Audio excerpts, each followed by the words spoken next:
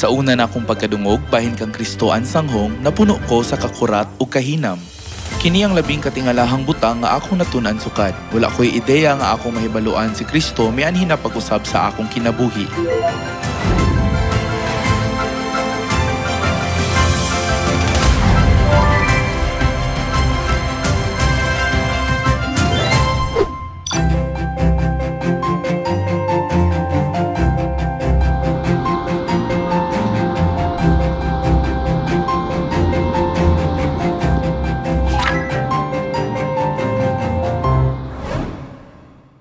Sa wala pa ako sa kamatuuran, nagsimba ko sa baptis sa kapin 20 ka tuig kay mao kana ang gisimbahan sa akong pamilya. Ang pagsimba sa Domingo usa ka tradisyon nga nahibalan sa tanan.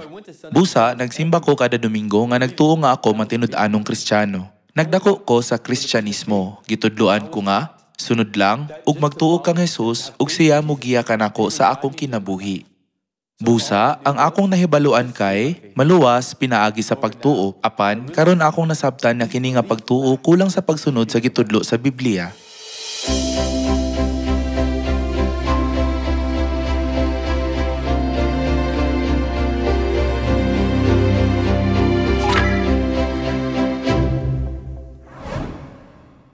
Sa una na akong pagkadungog, bahin kang Kristo ang sanghong, napuno ko sa kakurat ug kahinam. Kini ang labing katingalahang butang nga akong natunan sukad. Wala ko ideya nga akong mahibaluan si Kristo nga mianhin na pag-usab sa akong kinabuhi. Nisimba ko sulod sa kapin 20 ka tuig ug nakadungog ko bahin sa ikaduhang pag-abot nga Kristo sa makadagang higayon. Apan wala gayud ko naguna-una nga mianhin na siya. Sa akong pagkat-on niini, gusto dayon ako mahibaluan ang tanang mga propesiya sa Biblia, ang tanan nga gitudlo nga may kalabutan sa ikaduhang pag-ani nga Kristo. Ang pagdawat kang Kristo ang sanghong mura lang og damgo. Una na akong gihuna-huna, mituo ba gayud ako kang Kristo ang sanghong? Sa sinugdanan dili, ako 100% nagtuo kaniya. Apan, dili nako ikalimod si Kristo ang sanghong kaya ang akong gitun-an anaa sa Biblia.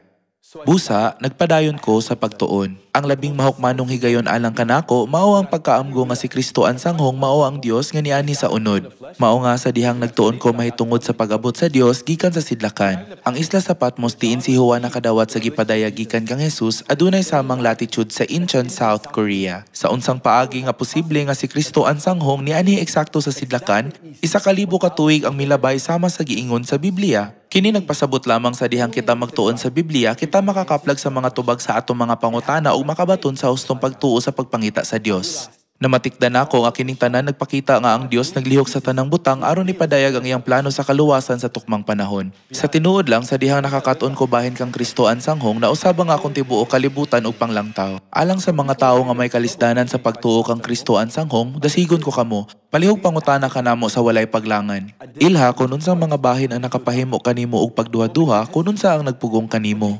Sa higayon nga imo makita ang tinubdan sa imong pagduha-duha, palihog adto sa World Mission Society Church of God ug dawata ang tubag pinaagi sa pagtuon sa Biblia. Ang mga pangutana o pagduha-duha kini normal, apan ang labing mahinungdanon nga butang mao nga kung giunsa kini pag-atubang. Mahimo lamang kini pinaagi sa pagtuon sa Biblia. Ako usab adunay daghang pareho nga mga pangutana og pagduha-duha, apan sa dihang akong gipangutana kana sa Church of God, kanunay nila kini ginapakita kanako pinaagi sa Biblia. Sama kanako, nasayod ko nga ang tanan nimo mga kabalaka o pagduha-duha mawala sa higayon nga makita nimo ang mga propesiya sa Biblia, tungod kay ang tanang mga tubag anaa sa Biblia.